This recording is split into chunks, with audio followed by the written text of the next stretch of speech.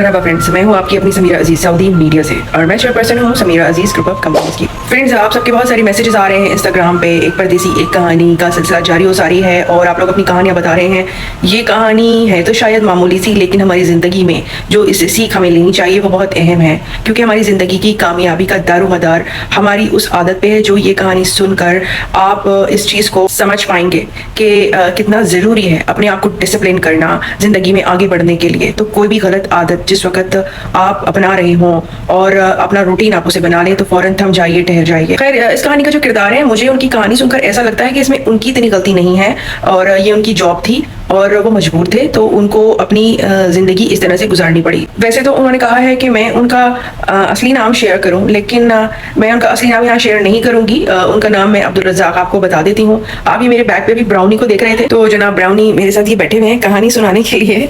Anyways, Abdul Razzaq साहब आज से कुछ 35 ईयर्स पहले जिद्दा आए थे। उनका ताल्लुक इंडिया के एक छोटे से शहर से था और वॉइस मैसेज में वो शहर का क्या नाम बता रहे थे वो मुझे समझ नहीं आया। वो शुरू से ही मिडिल ईस्ट के किसी भी मुल्क में आकर रोजगार हासिल करना चाहते थे और उनको जो वीज़ा मिला वो सऊदी अरेबिया का था और उनका काम था सेल्समैन का। एक बकाला जिसे हम कहते हैं, यानी जो परचून की दुकान होती है जिसमें आम इस्तेमाल की चीज़ें मिलती हैं, बच्चों की चॉकलेट्स हो गई, दूध हो गया, डबल रोटी हो गई, इस तरह की दुकान थी वो। उनको बताया गया था कि ये छोटी सी एक दुकान है जिसको आपने पूरा हैंडल करना होगा। जो भी सामान वगैरह खरीदने आएगा आपने उससे पैसे लेने होंगे, उसे सामान बेचना होगा। दुकान खोलने से पहले उसकी सफाई सुथराई करनी होगी और जो भी चीजें आप दुकान में नई एंट्री कर रहे हैं यानी रख रहे हैं उनको रजिस्टर करना होगा। फ्रेंड्स, अब्दुल रज़ाक ने ये भी बताया कि उनके चचा की एक इसी तरह की मोहल्ले में दुकान हुआ करती थी, तो वो बचपन में सोचते थे कि वो भी इसी तरह की दुकान खोलेंगे, लेकिन फिर इरादे बदल गए और सोचा कि बाहर कहीं जाऊंगा, कमाऊंगा। घर में रिवाज था जल्दी सोना, जल्दी उठना,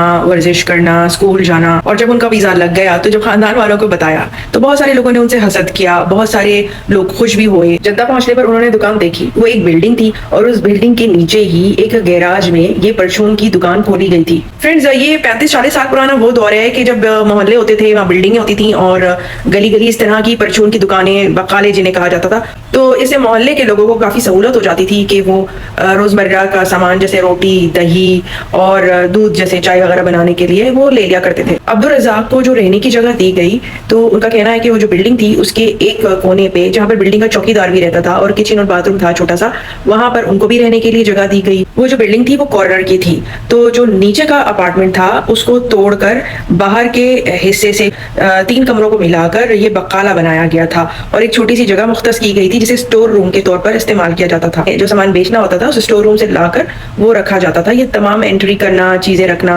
दुकान की देखरेख करना सब अब्दुल रज़ाक का काम था। यहाँ तक तो सब कुछ नॉर्मल था, लेकिन जो चीज़ एबनॉर्मल थी वो ये थी कि अब्दुल रज़ाक का जो कफील है वो दुकान पे बैठता तो था, मगर वो दुकान खुली होती थी सिर्फ रात के टाइम पर। इक्का दुक्का ही बूढ़े भटके ग्राहक आ जाते थे। दुकान ईशा की अजान के बाद खुला करती थी तकरीबन 9 बजे और जो कफील थे, जो कि उस दुकान के मालिक थे, वो वहीं उसी बिल्डिंग में रहा करते थे, तो वो नीचे उतर कर आते थे तकरीबन 11 बजे तक। दुकान सुबह 8 बजे तक खुली रहती थी और जो आखिरी के 2 घंटे होते थे तो उसमें स्कूल के बच्चे वगैरह जो है वो चीज़ें आके लेके जाते थे अपने ब्रेक टाइम के लिए, जैसे कि केक, जूस, चिप्स वगैरह। अब्दुल रज़ाक ने डरते डरते अपने कफील से ये कहा कि दिन के टाइम पर दुकान खोलनी चाहिए, रात को हम सारा वक्त फारिग बैठे रहते हैं। तो कफील ने ये सुनकर झिड़क दिया अब्दुल रज़ाक को और ये कहा कि तुम्हें जिस टाइम पर भी मैं जो काम दे रहा हूँ तुम वो करो और तुम ताश खेलना सीखने पर ध्यान दो। फ्रेंड्स, दरअसल बात ये थी कि अब्दुल रज़ाक के कफील को ताश खेलने की बहुत बुरी आदत थी और उसका एक दोस्त साथ में आ जाता था, जबकि अब्दुल रज़ाक को बतौर तीसरा पार्टनर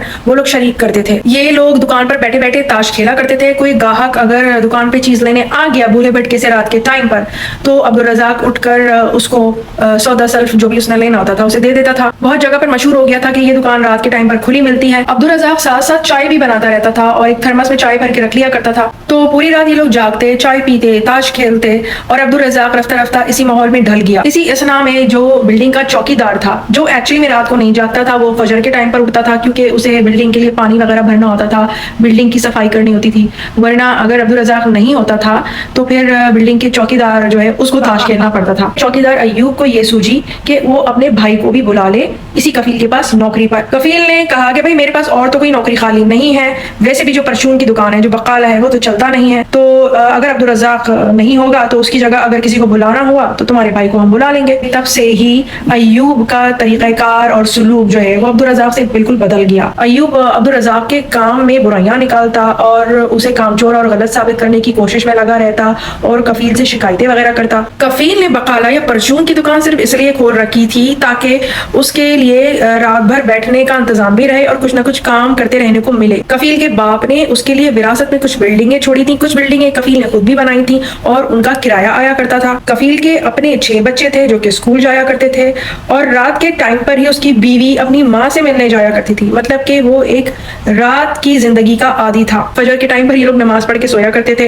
بچوں کو اسکول نوکرانیاں بھیج دیا کرتی تھیں ڈرائیور کے ساتھ، تو یہ ان کا لائف اسٹائل تھا۔ تو ایسے میں پرچون کی دکان چلے نہ چلے کسے فکر تھی؟ تو گھر کے جتنے بھی نوکر تھے انہوں نے بھی اپنا یہی لائف اسٹائل اپنا لیا تھا۔ فرینڈز، ڈیفینیٹلی یہ کوئی نارمل لائف اسٹائل نہیں ہے اور یہ صحتی اصولوں کے خلاف ہے۔ اللہ تعالیٰ نے رات کا ٹائم بنایا ہے آرام کرنے کے لیے اور کام کرنے کے لیے ہے دن کا ٹائم۔ ساری دنیا دن کے ٹائم پر جب جاگی ہوئی ہوتی ہے تو یہ جو اس طرح کے بزنسز ہوتے ہیں جیسے کہ پرچون کی دکان، بقالہ، تو یہ سب دن کے ٹائم پر ہی کمائی کر دیتے ہیں، لیکن کمائی کی کس کو فکر تھی؟ جو ہی 2 سال پورے ہونے کو آئے، معاہدہ ختم ہونے کا ٹائم ہوا، اس وقت تک چوکیدار ایوب نے عبدالرزاق کی اتنی برائیاں کر دی تھی اس کے کفیل سے کہ کفیل نے فیصلہ کر دیا کہ وہ عبدالرزاق کو چھٹی پر نہیں بھیجے گا بلکہ ہمیشہ کے لیے واپس بھیجے گا۔ اس پر عبدالرزاق نے کفیل کو یہ کہہ کر منا لیا کہ ٹھیک ہے، اگر ہمیشہ کے لیے ہی واپس جانا ہے تو وہ 1 سال اور یہاں پر رہ کر خدمات انجام دینا چاہتا ہے۔ جب کفیل اس بات پر راضی ہو گیا تو ایوب کو یہ بات بہت کھٹکی کیونکہ وہ جلد سے جلد اپنے بھائی کو یہاں بلانا چاہتا تھا،